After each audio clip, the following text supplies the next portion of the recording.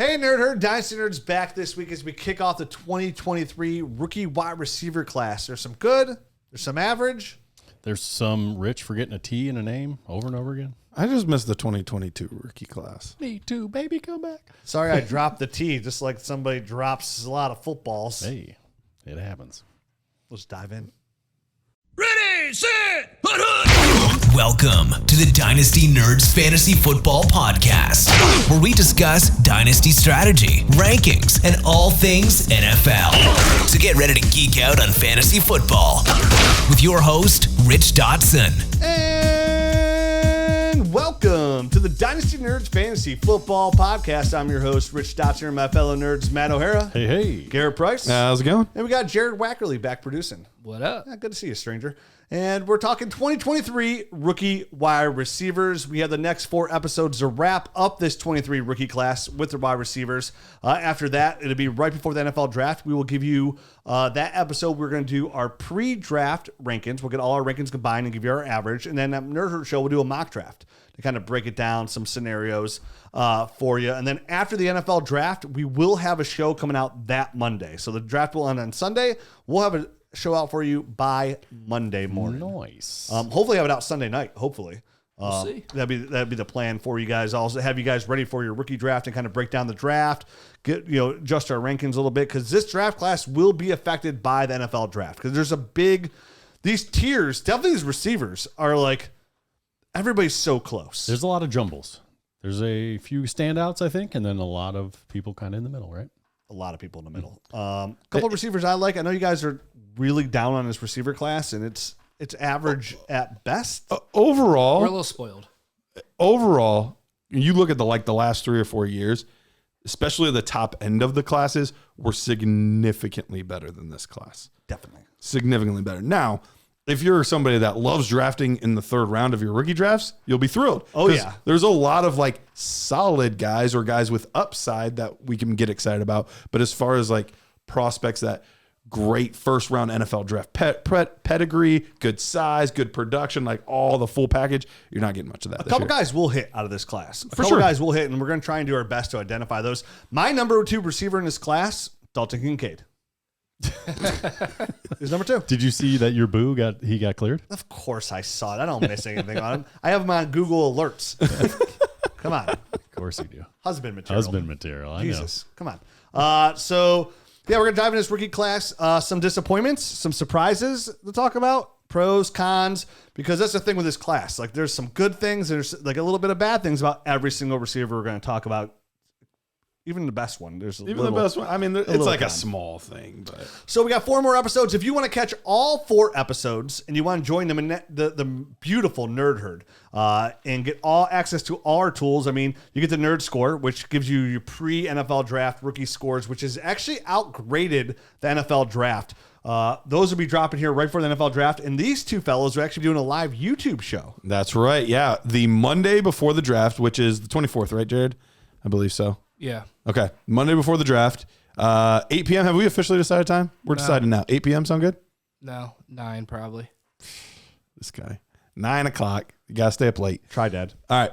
But 9 o'clock, 24th, we'll be dropping all of the nerd scores live. So we're going to talk through the differences that Jared and I had, how we got to where we were, some of the hits, some of the misses over it's going to be awesome. So full show. It's going to be huge. And then right after the show concludes, all the scores will be live on the website. So you'll be able to see all those a few days before the NFL draft hits. I can't wait to tune in. If you're wondering what the Nerd Score is, Jared and Garrett, they combine overall scores just on film alone. So their film scores alone, they rank these players and give them a grade. And so far, we've done it for 3 years. 3 years. So This we'll will have be the 4th. accumulation of the scores. And right now, They lock. They do. They lock before the draft. I think that's a very important part of the process. Yes. Yeah. None of them have changed for some of them for better, some of them for worse. There are a few, especially our first year doing receivers. Looking back, there's a lot of guys that are we were too conservative. Was that the Justin Jefferson? That was draft? the Justin Jefferson year. But even looking at him,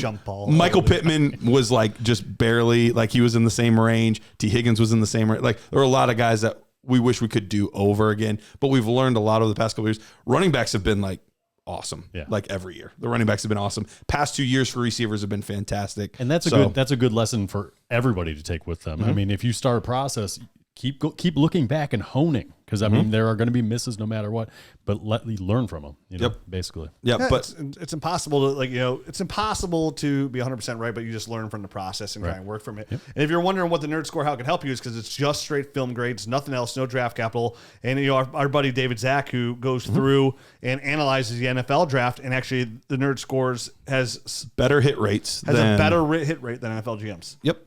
Which is pretty impressive. So if you want access to the Nerd Score, if you want access to the Dynasty Nerds film room to watch all the tape that we're watching, which is loaded with all 22 film, if you want access to the Dynasty GM, which is number one tool in the market for Dynasty, which gives you a league analyzer, trade calculator, trade finder, all these tools, which is coming to an app very, very, very soon. I can say that. Soonish. I can say that very soon. Our developer said I should have it by the end of the month.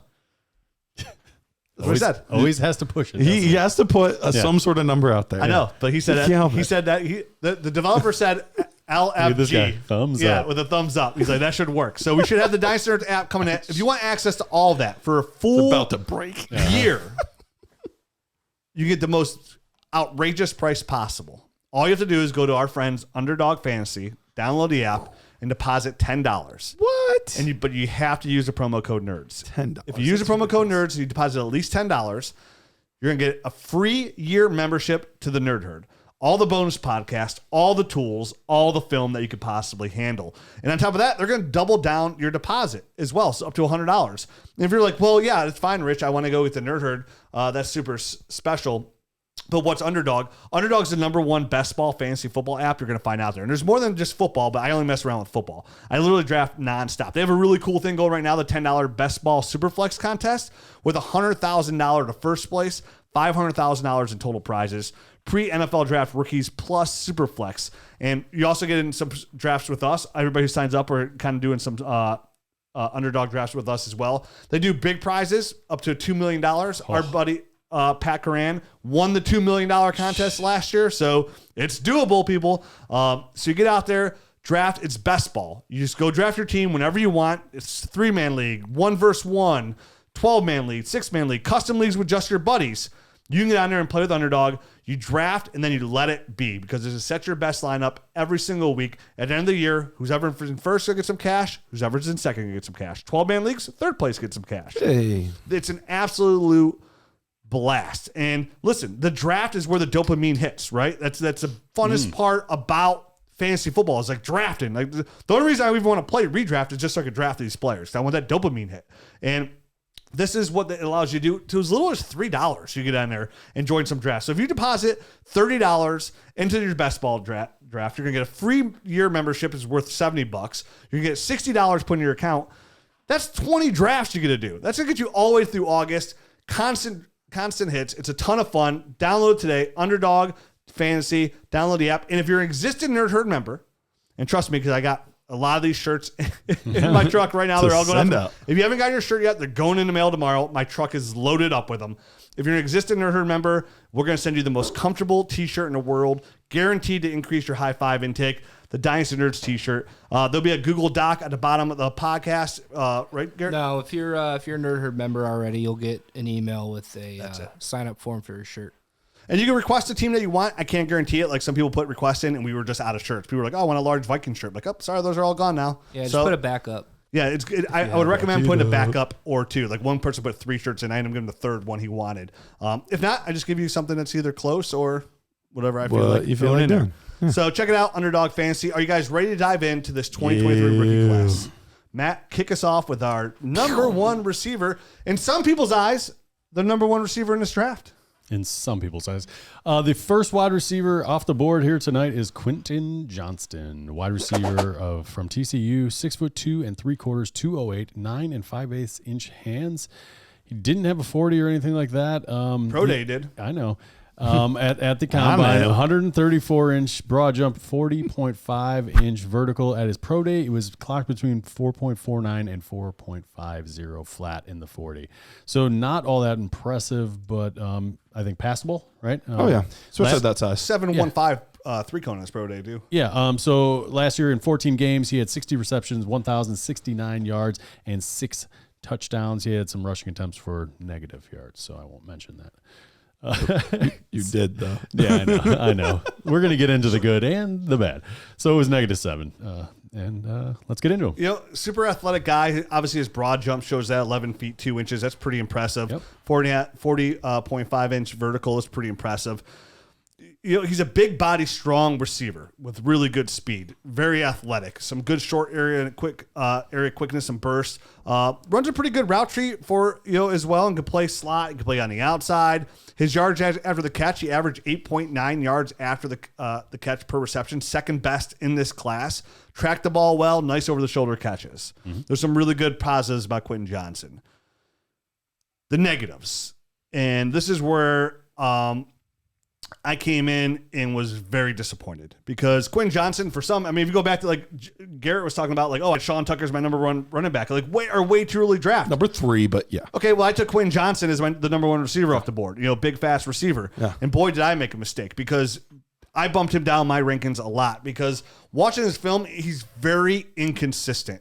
This is somebody who had 50 yards or less in half of his games, literally half of his games. Half of his games this year, 7 out of 14, and half of his games in his career, which is 30. 50 yards or less. And the biggest problem I have with Quentin Johnston, the biggest is his hands. The drops. The drops were... He's very inconsistent. The drops were consistent. Once a game. I heard at his pro day in shorts, he was dropping footballs. That's insane. So an 11.8% drop rate. He had tons on those shallow crossing routes. He would drop 1 a game. For his size, he should win way more contested catches for his size. He only caught 35% of contested catches, 8 of 23. So it's he's just playing way smaller than he is. And he struggled some versus press for how big he is. Wasn't as much of a factor in the red zone as you want to be. Is he a number 1 or is he Gabe Davis? But Matt, you had a comp that I thought was even better. I came away, I was is he Gabe Davis? You gave a comp, and I was that seems way more realistic. Yeah, my comp was Brashad Perryman, who obviously was a first-round draft pick based off of athleticism and all the measurable kind of stuff, but he just didn't turn out to be a great wide receiver. Now, I hope that Quentin Johnston is better than that, but that is kind of what I see there. He's good at a lot of things. He just is inconsistent, unfortunately. He's pretty good at catching a shallow cross and turning it into something. He's good with yard after the catch. He can make a guy miss in the open field and do some things like that. But for having a guy that has all these crazy athletic testing numbers, a big broad jump, a really high, 40.5 inch vertical, he doesn't play above the rim at all. That guy is feet on the ground. He's either a vertical threat or he's going to take one of these dump offs and kind of do something in the open field. But the inconsistencies in his hands is really what bothers me the most. And if he doesn't get that cleaned up, he's going to end up being one of these guys that has a lot of potential and he's always talked about and kind of bounces around a little bit because people are always willing to give him a shot based off of his athleticism, but it might just not pan out for him. Brashad Perriman, Kevin White, right? All those guys, right? Yep. David Bonston, Matt Jones, there's tons of guys that have been. Matt Jones, another good comp. Crazy physical, a lot of measurables, just doesn't pan out. I do want to give him one more positive that I saw. I thought his releases off the line were really good. His initial first step, he can make guys miss. So you see all of the athletic traits truly are there. And so if somebody wants to have him higher than I do, I'm not going to be mad at them for that because I can understand the process of how they got there. The problem for me is that you're a receiver. Ball skills are the most important trait. I agree. And I rank that really highly in my wide receiver evals, and he just doesn't have. He just doesn't have them. He first of all, everything is a body catch. Everything is a body catch. He does not pluck the ball ever. Right. Trying to get anything outside of his frame, it's just not happening. And so that's the tough part because his catch radius, in a sense, is really big because he's tall and long and it should be really good. It doesn't make sense. But it doesn't all add up together and work the way that it should.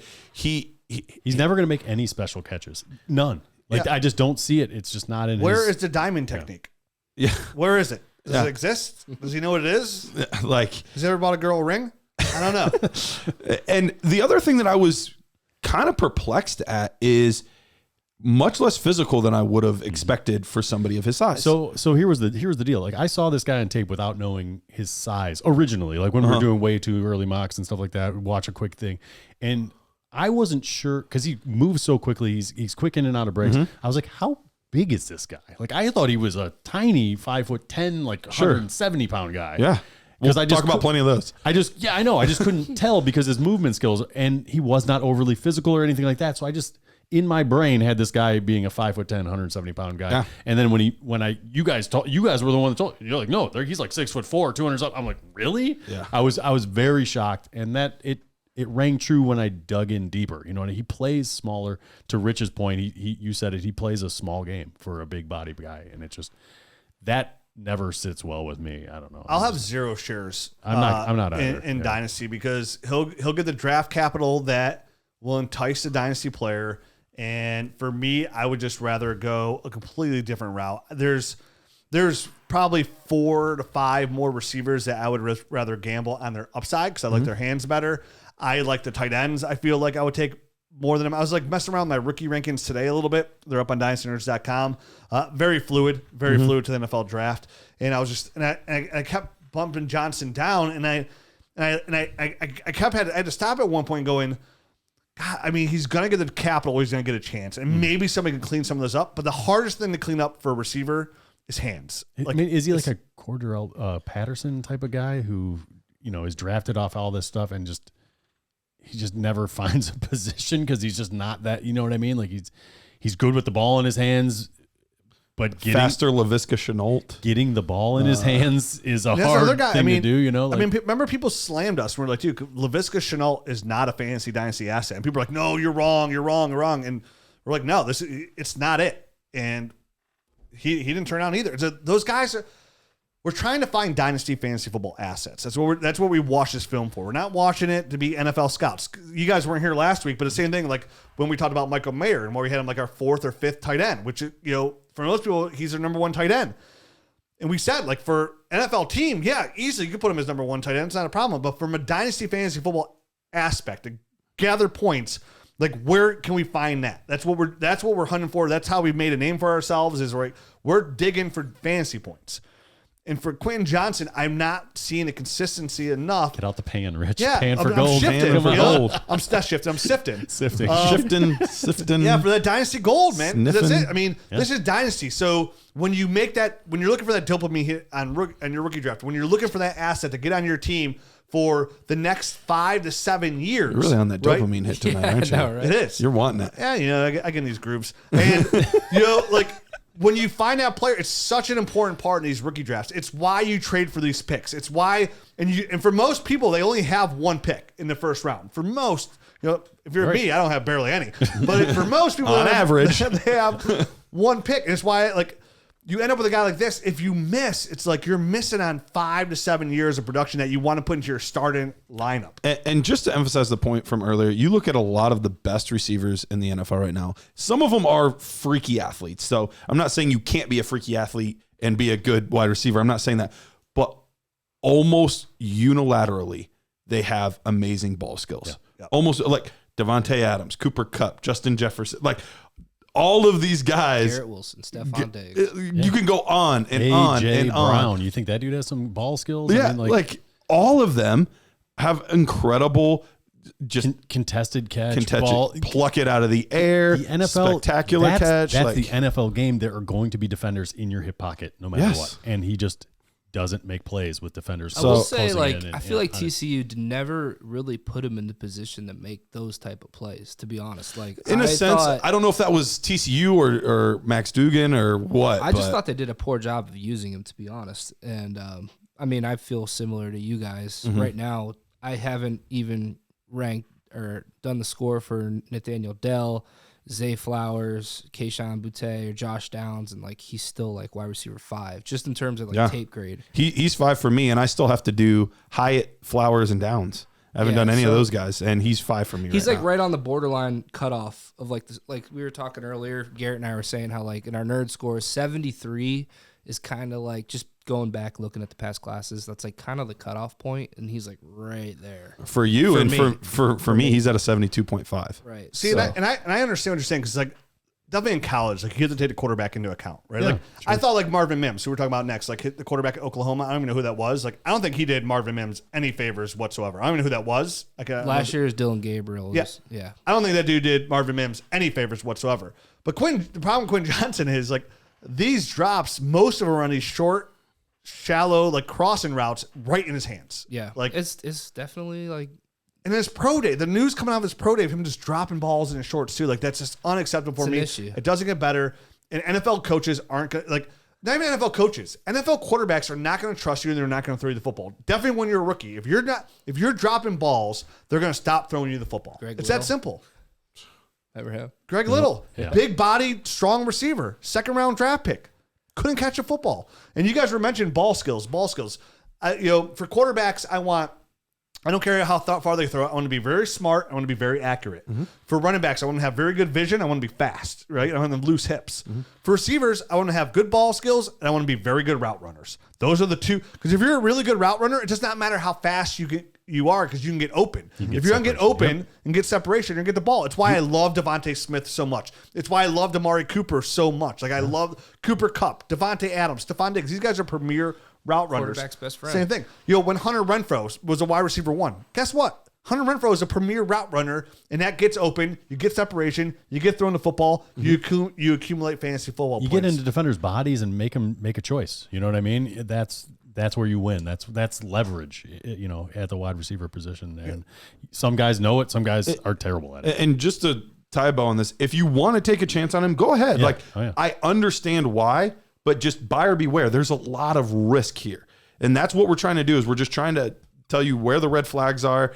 You can go ahead and draft him. Yeah. And he'll probably have at least decent draft capital, and he's got size and speed. Those are traditionally things that are good, but there's a lot of red flags. And I would just trade this pick. character, great character from what I hear as well. Like I think he was military parents or something like that. So I mean, he's coachable guy. Yeah. And so there's No always, effort concerns, no Right. nothing like that. Right. So there's a chance that he can get this figured out and put in the extra work and get better. I'm just not going to take a chance on that kind of wide receiver. Yeah, no dig on his personal. Like, Falls it's out just, of the second it's round a hands. or first round. Right. Do you think he falls out Of the first NFL round? draft, Yeah. or I've heard rumor, because you remember a couple months ago, we're hearing a lot of rumors of top 10. Then all of a sudden he was more 10 to 20. Now he's like back end of the first round in a lot of mocks that I'm seeing. And I've even heard somebody quoted an anonymous GM, and they said it's funny because like everyone keeps projecting 4 or 5 receivers in the first round, like we've seen a lot in the past few years. I heard one. And he said right now there's one. It's Yeah. Jackson Who was Smith and that? Jigba. Yeah. NFL.com guy, right? I think so.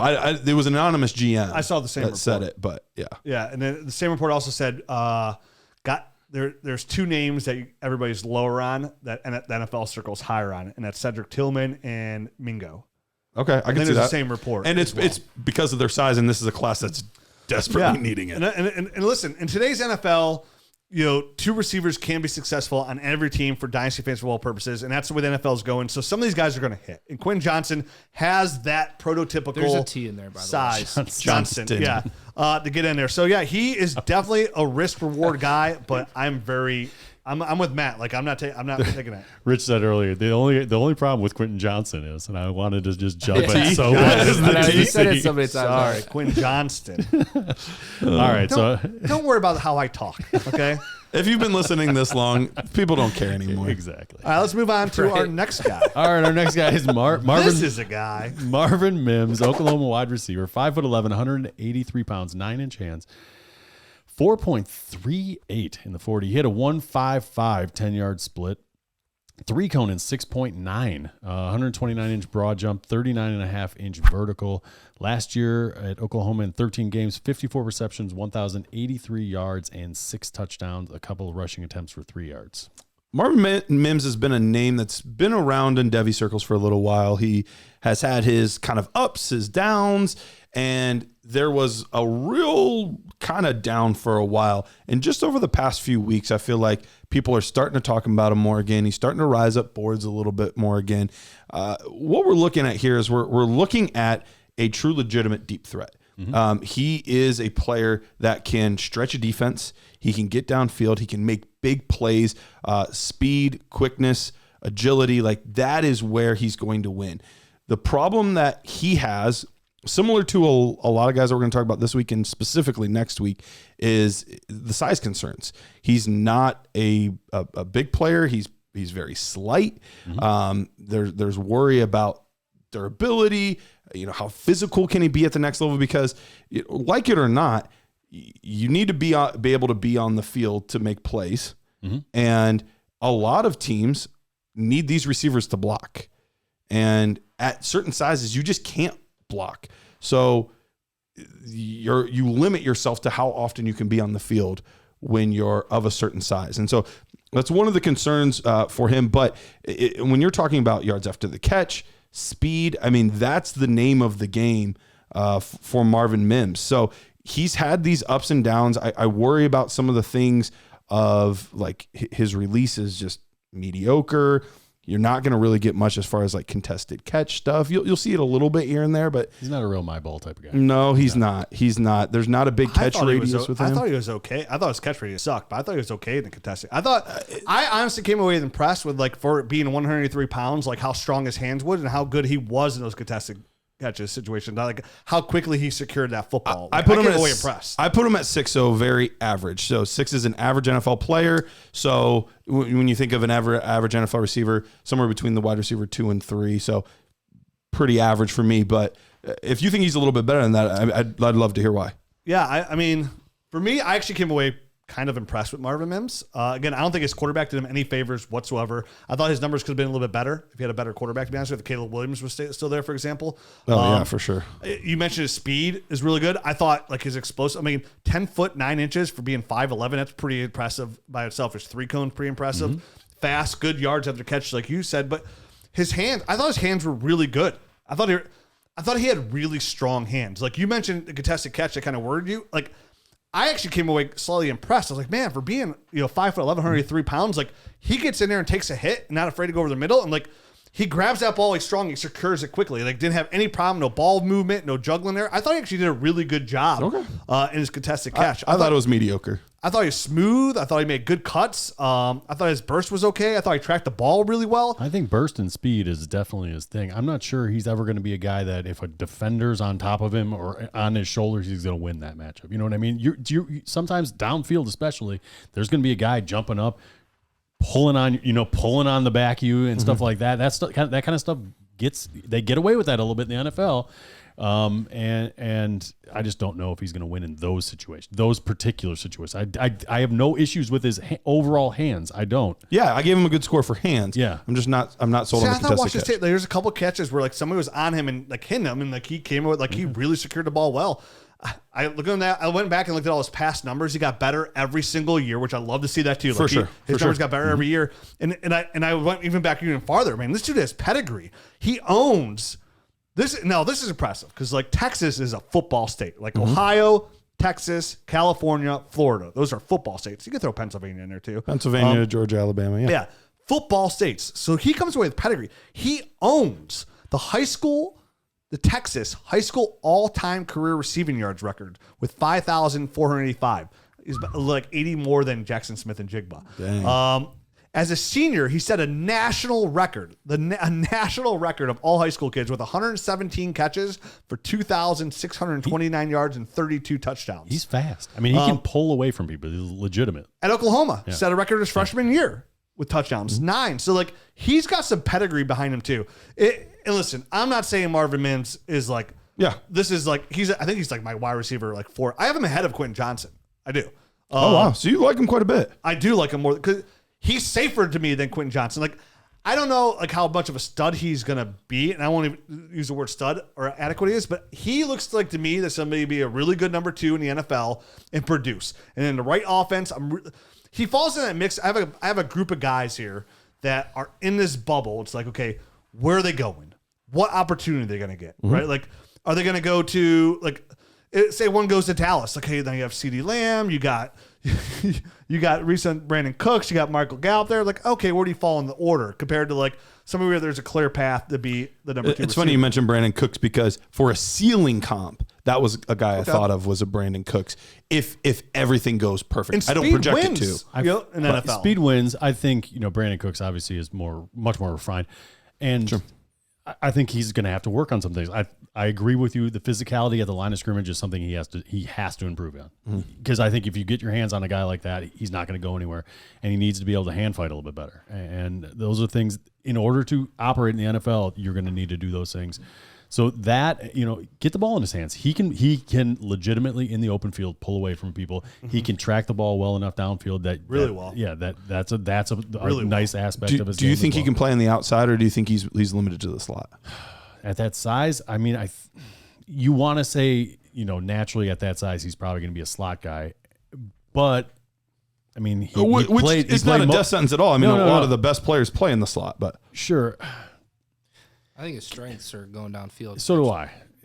I think he's an outside type of guy because he's probably not more of a Z. He's not going to be like a guy that's running shallow crosses or anything like that. I just don't see that as like his thing per se. His catch rate is just small. Yeah, I don't know. His route tree is somewhat limited too because it has to do a lot there in Oklahoma. He's not over. Outside of his size and his catch radius, my biggest negative on him is he's not overly elusive in open field. He's looking to beat you with speed. Yeah, he's more straight line speed. So that was those couple of negatives actually knocked him down. There's a lot of stuff I like about his game, but there's a lot of things at the same time that bring him back down for me. I was just kind of overly excited about that because I just really thought he did really good with his hand. And that's why I keep saying that. There are some smaller guys I think that did really well, but I had his contested catch a little higher than Garrett, but I thought he was just an average route runner. Yeah, I didn't think he generated. I thought it was average. I don't think any one of us even talked about his routes, did we? Because he's just they're okay. Limited. Well, and I think that's a good way to put it, Rich. And there's a lot of guys here where there's certain schools that they don't ask you to do a lot. You're going to run more or less 5 different routes, curls, slants, comebacks. Yeah, there's a couple guys in this class that all they ran curls, slants, comebacks. Had a limited route college tree. Football. Limited route tree. It is definitely and college then the go football. route. And I wrote he wasn't very precise. So I mean, the ones that he did run, he wasn't busting off, route real sharp. You can improve. Yeah, absolutely. He's young. He's 21. Mm-hmm. That was something that I was excited about because there are a lot of guys that are 23 in this 23, class. 24. Yeah. He's one of these players again. If you're new to listening to the show, I watch Ohio State, I watch the big games, but I don't study these players until the NFL season's over, and then I dive into rookie content. That's what I do, and I watch the film. So a lot of these guys are all fresh to me. I don't have any preconceived notions on them. I have the Twitter talk. That's about it. And some of these guys are like Quentin Johnston get built up in my head in Twitter talk. And then some guys that come away pleasantly surprised. And Marvin Mims is one of those receivers. Again, I'm not trying to build him up, but amongst the class I've watched so far, he's in my top 5. He's got something you can't teach. He's got speed, and he's got good enough hands that it's not an issue. So from there you can build on some things. You can improve on your route running. You know what I mean? He's got that 3-cone says he's got good movement skills, and you see it on tape. So there's things there to work with him. So I'm not gonna knock him down my board for any reasons. Any of these things are kind of tic-tacky type of stuff that we're talking about, and as long as it's not you're a habitual dropper of the football, you know what I mean. There's a lot to work with. He's going to be one, and this is going to fall on a lot of guys, but he's going to be one where his position in the draft is going to change a lot for me. I literally end it. I'm excited about the player with a lot of room to grow. I'm excited to see where he gets drafted in the NFL draft class to really define my overall dynasty ranking. If he's a mid-second round guy, well, I'm very excited. If he's getting taken early in the 4th, I'm much less excited. Much less excited. So it's gonna determine. Right out. He's like a 71 for Garrett and I. We're on point with each other. And you say that because the way the NFL is going, people the NFL is hungry for these receivers. And they see how much these guys are getting paid in free agency. So you'll see a lot of these guys. They won't all go in the first, but you're going to see a lot of these guys go in the 2nd, 3rd round where people are looking for that diamond, right? So you're going to see a lot of receivers go in the 2nd and 3rd round, and it's going to get you excited too. But again, this class is very interested to see where you have them after next week. Me too. When I really compared dive into to Downs and Flowers and Downs, Charlie Jones, Flowers, too. Hyatt, there's a lot of good names that come up for next week. Skinny speed guys. Yeah. So let's move on to our next player. All right. So our next player is Trey Palmer, wide receiver, Nebraska, 6 foot, 192 pounds, 9 5/8 inch hands.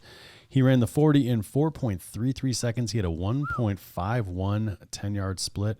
He didn't have any other measurables from the combine, but his pro day numbers were not all that great. 29.5-inch vertical, 114-inch broad, 4.26 in the 20, and 7.13 in the 3-cone. I'm not sure why you'd do any. Much better at the combine than not sure why you'd do any of those. Fastest wide receiver at the combine. Yeah.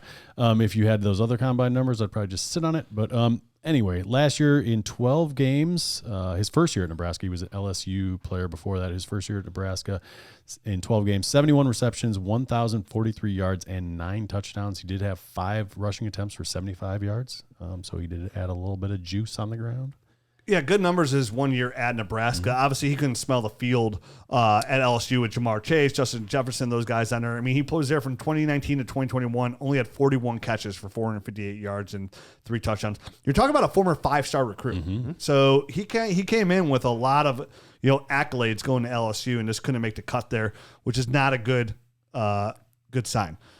Very fast. But we've seen that a lot lately, though. Guys transferring. Yeah. Jameson Williams last is year. Great comp. So, yeah, I mean, I'm not using a huge negative. Right. But, anytime you have to leave. But you mentioned Jameson Williams, probably the best. Joe Burrow did it. Justin Fields, Yeah, Justin Fields, Joe Burrow. There's been a lot of good ones lately. He owns Nebraska's single-game receiving record with 237 yards. He did that versus Purdue. I thought he high-pointed the ball well. Did okay in contested catches. Yeah. He had some nice end arounds I saw too, because again he's fast. So there's a couple games at Nebraska he had some nice end arounds. I came away liking that. But man, there's a lot of things I didn't like. To me, when I look at Trey Palmer, I look at somebody who's a really fast athlete and not a wide receiver. That's what I see. And those guys, and I've seen these guys come and go for the last 19 years playing Dynasty Fantasy football, and these guys hardly ever pan out. I mean, he's very raw, so there's room there. But like you mentioned, we love ball skills. His routes, he rounds them. No, yeah. His drops, he had 10 drops last year. Most in the class. He had the most drops in the class. I wrote his hands are okay, nothing exceptional. Most drops in this entire class. Right. Dude, he didn't do. And since he's so raw, like he can't identify like zone coverage. Like he can't find the soft spots in the zone at all. Some positives. I think he's got good explosion. I think he can improve. He's got great explosion. I think he can improve in his route running. I think there is some good out of break explosion. So that area I think he can get better at. His game is totally speed right now. But the production is there. I think he's got okay hands. I know he had 10 drops, so that's gonna be an issue. But 10's a lot for 12 games. He did. Yeah. It is. And the drops are for sure a concern. But there were other times where you saw him actually pluck it a little bit and, away from his body and show a little bit that he can do some things. It's doable for sure. Yeah. And I mean, when you have that kind of speed, and you saw several times on several different plays where he would just turn plays into a punt return. In my notes, that was literally coming out of my mouth, and then I stopped because I wasn't going to cut you off. But any single little catch can be, and he turns it into a punt return. That's exactly what he turns it into. He's weaving and bobbing and weaving, and he can make that play any time. And what helps me be more in on him than my score would necessarily indicate, because he's only 71, so it's not like he had a great score. But when you're a guy that can contribute, especially at a higher level on special teams, that's going to stick you on teams a lot longer. And they're going to try to find, especially in today's NFL with creative offensive minds, they're going to try to find more ways to get you the ball on offense. Some guys end up sticking that way and then become full-fledged legit receivers. Other guys, it's just like, that didn't work. You're going to just return punts for us. Jamal Agnew. You know what I mean? Like I think he sniffed the field a little bit. Yeah. And never really materialized into a major Josh role. Cribbs was almost that guy, and then just like, no, you just return kicks. Yep. So, worst case scenario, he just ends up being a kick returner and punt returner, and that's fine. Doesn't get you any fantasy points. Yeah, my last note says this is a guy who's going to probably help an NFL team and really help stretch the field and whatnot, but he's not going to be consistent enough probably for be a fantasy option. I think that's fair. If I'm throwing darts, though, he's a dart that I'm willing to throw for sure on the ceiling. He's on my board. Yeah, I mean, I don't pass up speed like that. Like I want to see where he lands his draft capital, which because his speed would be a little His higher. pedigree of being a 5-star receiver. Yeah, exactly. So to me, he falls in that third round. Like this whole third round of this rookie draft is like, okay, the running backs and receivers, like where are they going to be? Yeah. Where they pan out? And he kind of falls in that category. Probably a little bit more intrigued with a guy like him in the fourth round of my rookie draft right now for because of all sure, the yeah. running back depth right here. But in the fourth round, you're sitting there and you're sitting there at 4-6, 4-7. Trey Palmer's there. Yeah, I'm getting a little excited. I'm gonna throw him on my dynasty roster. If he's there in the fifth, I'm swooping up, no problem. Oh, Fourth, yeah. I'll probably have to think about it. But he's one of these guys. If he commits and gets better, there is a huge. The ceiling is really high because he just has so much natural ability and playmaking ability that if he can figure out how to do all the other stuff to become a wide receiver, I think he could really make some plays and be something special. I really wish he didn't go to Nebraska. Like after going to LSU, which develops some great receivers. Yeah. Why Nebraska of all places? Like go to some place that's going to develop you as a receiver. Right. Nebraska is like a death sentence for wide receivers. They don't throw the ball a lot. It's not a creative offense. It's But not he managed 1,000 yards. he did. And so I wonder what would have happened had he gone to a wide receiver needed team, but that was in the ACC, the SEC, a bigger conference with not necessarily a bigger conference because Big Ten's a big conference, but one of those schools that has just a more creative offense. Yeah. That's what I wish he would have done. I wish he would have Sometimes also. you can't pick and choose though. Yeah. It's You who have to will watch take you you. too. So, but I figured out why we're different on like. I have his hands at a 5. You had his at a 7. So I think Okay. I plugged in the 7. We're like right there. It would be exactly the same if that was the case. That makes sense. I'm with you on the hands. Very. Yeah, I saw a lot of body catching drops. And Yeah, it's. I'm If usually I'm out on those gonna guys. sit here and talk down on Quentin Johnston so much for his hands. Like I There feel has the to be a same way lot of about other Trey Palmer. things I like So to make up for that. The difference is down. one guy I'm taking in the fourth round, the other guy's going in the first round. Exactly. That's the difference. and that's for sure. Totally fair. That's totally fair. But I mean, those are just like we said. Every reason we said why it's such a downer for me, and I don't want you. Sure. Like it's the same thing. You're right, because Quentin Johnston. I'm saying we have no shares, but if Quentin Johnston's there at like 2.6, 2.7. Like I'm stupid. Yeah, for sure. Value, dude. Take him there. But Quentin Johnston, 1,069 yards last year. 1,043 for Trey Palmer. I mean, like They're pretty much the same guy. basically the same guy. basically the same guy, just 4 rounds later. Yep, exactly. All right, before we get into our next guy, Garrett, why don't you tell our listeners how they can join a brand new sweet Dynasty League? Ooh, you can join a brand new Sweet Dynasty League over at FFPC, launched in 2010. So they've been around a little bit, been around the block, but despite that, never had a league fold. That's right, not a single Dynasty League has ever folded. You're looking at it and you're like, man, I can get Quentin Johnston. Never mind, I can get Jackson Smith and Jigba. Forever. And then your league folds and you're like, dang, you don't have to worry about that at FFPC. You wanna join some lower end leagues, that's fine, but you want to be a high roller? You can join up to $2,500 league. Ooh.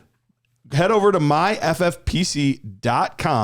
Look for the Dynasty page and there's a bunch of available orphan teams where you can hop in there, take over. You want to challenge some of these teams? They look sketch.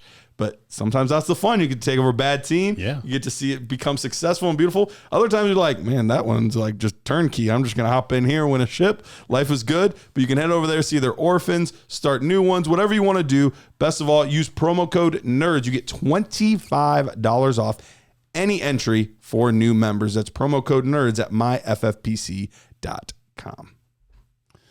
All right, should we get into this next half? Let's do it. All right, so our next player is Rashee Rice, wide receiver, SMU, 6 foot and 1/2, 204 pounds, 9.5-inch hands. He ran the 40 in 4.51 seconds. He had a 1.49 10-yard split. Woo! That's impressive. That is very impressive. Broad jump of 128 inches, vertical of 41 inches last year. In 12 games, he had I almost said 69. 96 receptions, 1,355 yards, and 10 touchdowns. My mind just sees what it wants to see. So. And for that, he was dealing with a foot injury most of last year too. Yes, he was. Okay. So a couple different things here with Rice. So Rice is another one of those names that, was kind of circulating for a while. SMU's actually done a decent job at putting out some NFL receivers. This was like looking like the next guy. And especially he's one of those ones where if you just watch like some of the highlights, like, ooh, look at Rice. Because You talk about somebody that can get up and get he looks like he's levitating at times. 41-inch vertical and actually plays to that. It's my number one pro. I was like, man, this guy can make some highlight catches. Yeah. He can absolutely make some beautiful looking catches. But the consistency for him is just not really there. And I was listening to the PFF Stock Exchange podcast with Trevor Sikkema, Connor Rogers. I think those guys do a really good job at looking at the game. And I thought they had a really good point on Rice. And because I watched the tape first and I didn't know quite how to articulate my feelings. And when they said this, I was like, oh my gosh, this is exactly right. He was listed at SMU at 6'2", but he is actually 6 foot tall. When you watch him play, he attempts to, and often successfully, especially against lower competition, like a guy that's 6'2", 6'3", where he is going up and getting the ball, contested catch monster, like that kind of stuff. But when you look at what he's actually good at, you mentioned his 1.49 burst. His 40 time was actually pretty good, but he doesn't play that way. He doesn't play with speed. He plays like a big physical receiver instead of a guy that utilizes his speed. So it's almost like he needs to hit the reset button and become the player that his skill set suggests he could be, as opposed to just trying to be this box out, post up, jump ball guy, because the NFL is going away from that overall. Like, they're not favoring those types of players as much as they used to. I'm not saying that you lose your contested catch ability. Obviously, that's a great tool to have in the toolkit, but we need him to utilize some of this explosiveness that the testing numbers are telling us that he has. I'll tell you what. I mean, my very first, in my conclusion, the very first sentence, it says he flashes potential, and he's just really inconsistent. So I do get that point. I don't know how to explain the speed stuff, right? Because I agree with you. My very next line in there is sometimes he looks great, he looks explosive. Other times he looks lethargic off the line. It's he's a tough one to nail down. Why is he doing the things that he's doing? Right. Basically, he 1,355 yards. He's produced. He's doing it. He is inconsistent. One time he'll be, making great catches on off balance throws, and then the next catch he's just dropping something you feel like it's a little bit difficult, but he made that other catch, and why the heck isn't he making this catch? He drops some easy passes, which is crazy because how good of catches he can make, and one-handed catches and one-arm catches. He does have some easy drops. So he is just, there's another guy that has all these kind of tantalizing things about him, but is consistently inconsistent. And for me, that makes the evaluation process really difficult, because how do you nail that down? How do you figure out, hey, is he going to be able to clean this stuff up and turn himself into a legitimate down in and down out type of NFL guy? Or is he going to be this player and eventually just find his way to the bench? Because like you were saying earlier, if there's a guy that's going to be dropping passes or just doesn't maybe look like he's exploding off the line every single play, I have problems with that. Could you imagine being an NFL quarterback or a coach? No way. That stuff's just not going to fly, man. So it's hard to tell what the heck is going on with some of these guys, why it's not happening on a consistent basis, down in and down out. We'll talk about Jackson Smith and Jigba in the next show, but that was I love him when it's not a play going to his side of the field. I love him because he plays balls to the wall. Every single all the time, every single snap, no matter what he's being asked to do, he's playing that snap as hard as he can. And I can't say that about a lot of these guys that we're watching. Yeah, I mean, Rice, he's a little bit older receiver. He turns 23 here, I think, next week actually, and. You do, like Garrett said, if you watch this highlight film, you're going to come away really impressed. I mean, you see things like there's even a play that didn't even count versus Houston, where he makes this really sweet one-handed catch in the end zone, brings it in with his arm, bobbled it, and then he was just out of bounds. He caught it, but he was out of bounds, so it wouldn't have counted. But then the very next play, they go right back to him. The quarterback throws right to the defensive back. He jumps up and gets it real nice, little clean route, but the inconsistency is there. He is very solid upside, Rice. Like he's on my board. I wrote that in my last thing. I was like, this is a player that's really solid upside. The drops aren't concerning. He has 22 career drops. He had 3 fumbles this past season as well. So on top of the 22 career drops, didn't get a lot of separation as well. That was kind of a concern for me. Like his separation skills weren't really that good. I saw a stat from my guy Rich Rebar. A ton of screens. He had a lot. He led this class in screens with 35, and he also led. And he had 40 targets of 20 yards or farther, which is also led this class. And yards after catch too. And his yards after the catch really good. It helps when you get 153 targets in college. It does. I mean, he's good with the ball in his hands. He has a really nice jump cut that I saw. I thought his lateral movement was good. I mean, again, we're talking about a guy who's 6'1", 204 pounds. I thought he was only 6 foot. Did he come in at 6'1"? I think he's 6'1.5". Okay. Yes. So Okay, you guys 6'1.5", are so I split the apologize. difference. You guys We're right in between. Yeah, both. He was second in targets. He needs to tighten up his routes a little bit. He needs to expand his route tree some. But, I mean, overall, this is, again, he falls in this kind of that. He, for me, is in that third tier of receivers, that third bubble for me. I just like his upside. He's interesting to me. So my upside look on this guy is like, is he an Isaiah Hodgins or like a Gabe Davis, one of these guys that maybe is like a 4th or 5th round draft pick that could develop. I think he can develop and be a guy that's like kind of fantasy relevant if he takes all the right steps. If he doesn't, and he doesn't clean up some of his inconsistencies that you see, he's going to wash out of the league. And that's unfortunately how I see him. And when you're in the third bubble of this class, for how deep of a, these bubbles are in this class, you're talking like 4th, 5th round draft pick of your rookie class. And we all know how those stories pan out. They very rarely One pick of draft. They very rarely hit, but I mean, this is a guy. If he figures it out, Upside. So here was the other thing, and I think this is why I struggle a little bit too, because with the way that he plays, because that contested catch stuff worked really well against lower competition.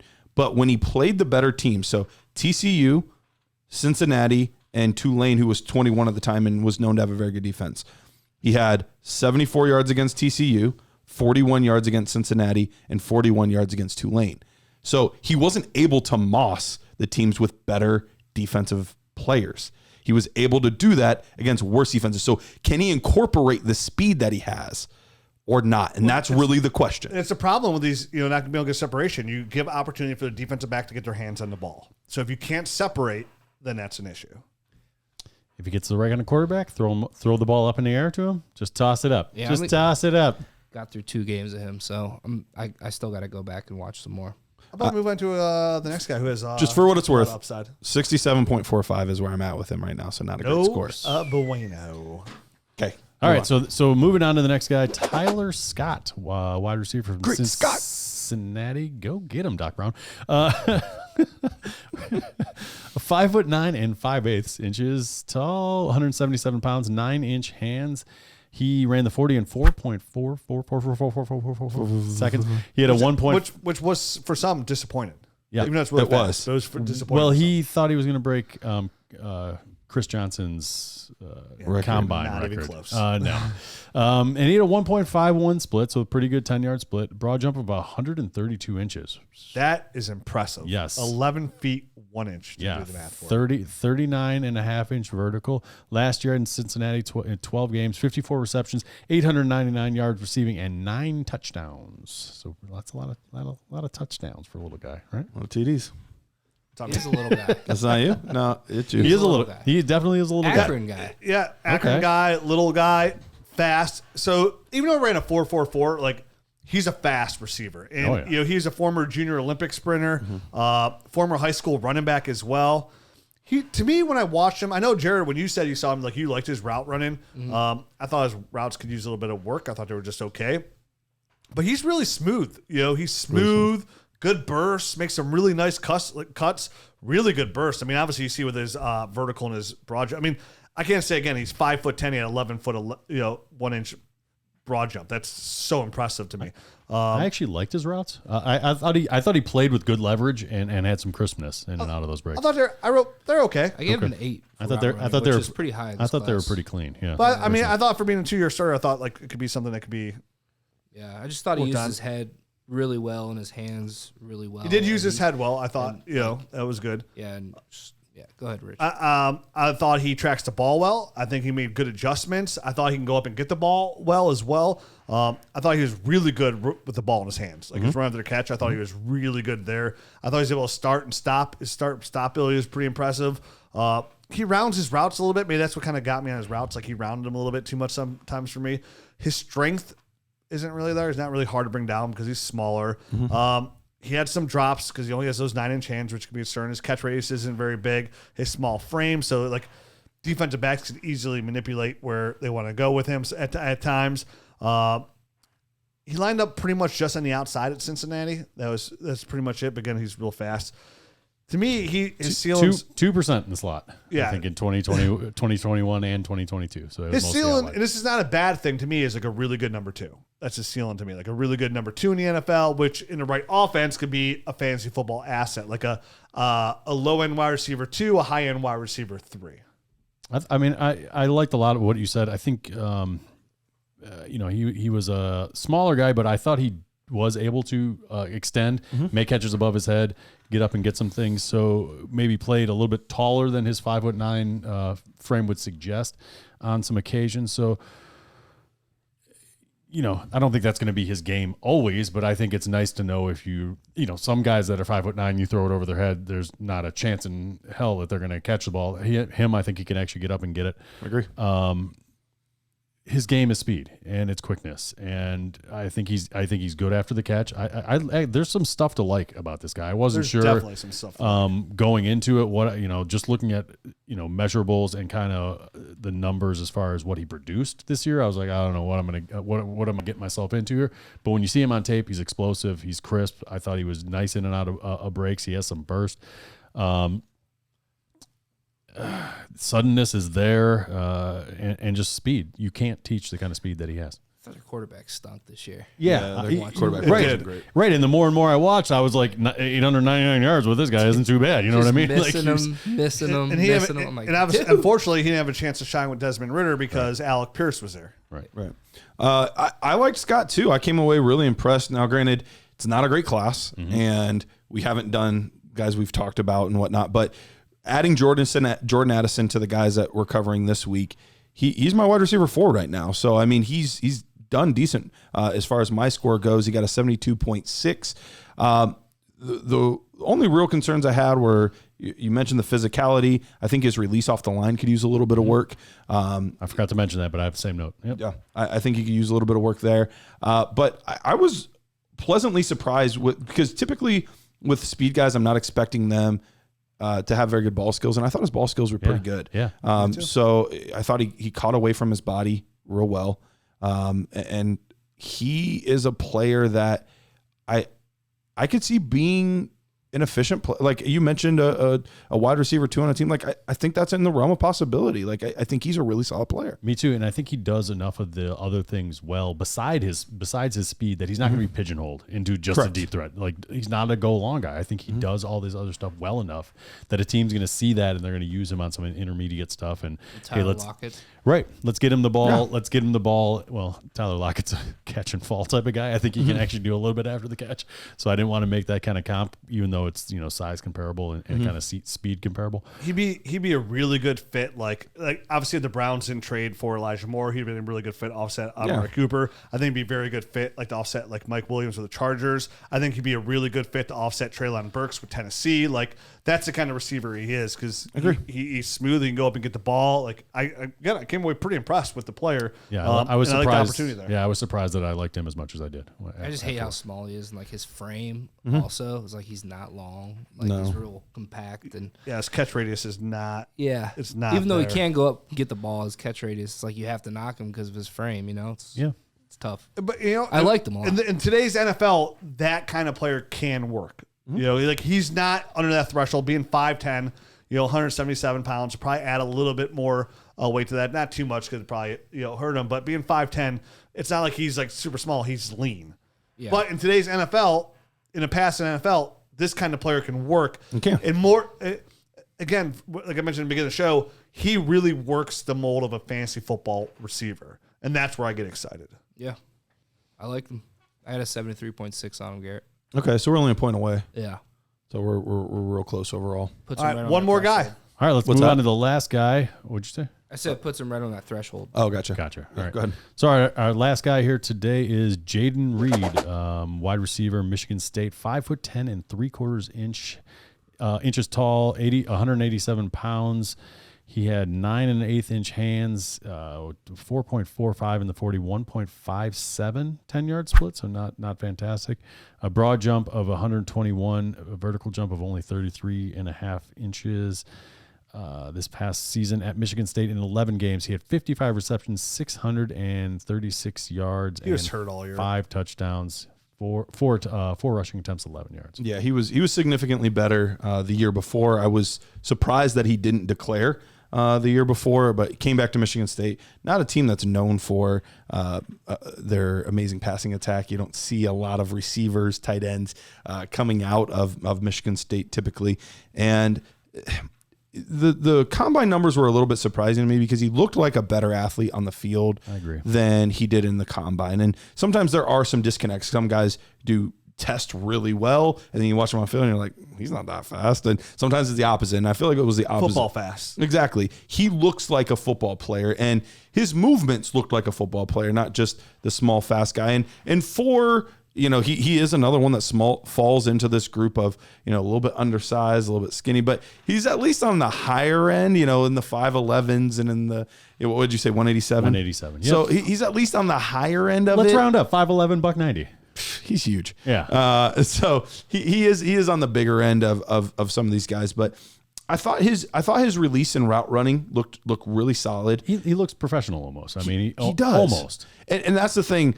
There was nothing in my scores, my notes that were like, ooh, that's how he's going to win. That's going to be really good. But he strikes me as this player that he's going to be in the league as the team's 4th or 5th receiver for a really long time because he's a professional guy and he does a lot of things well and crisp, but he's just not big enough or fast enough or strong enough. Like there's just that athlete that's just not enough there for him to become that guy. So my note on his speed was, I wouldn't say he has speed to burn. He's fast enough. Like that's how I see him. No second gear. There's no it's not like big time burst or anything like Right. that. You know what I mean? The speed is there. He is very crisp in and out of routes. I feel like he can do all the stuff to get off the line. I don't see that as an issue. No, I actually gave him a pretty good release score. Right, and he does some things after the catch with the ball in his hands that Nice are double move. that are really nice. I think he can piece together moves. To your point, Rich, as far as making guys miss, but he can also do route combos and stuff like that. All that kind of stuff is in his game. I liked his run after the catch. Yeah, He got an 8 for me. That was his highest score of all the things he that did. well. I thought he tracked the ball well too. I thought he getting contested catches. but he's like a Garrett Wilson type of player, right? But he doesn't do anything. But like skill set cut in half. Easy. Exactly, right.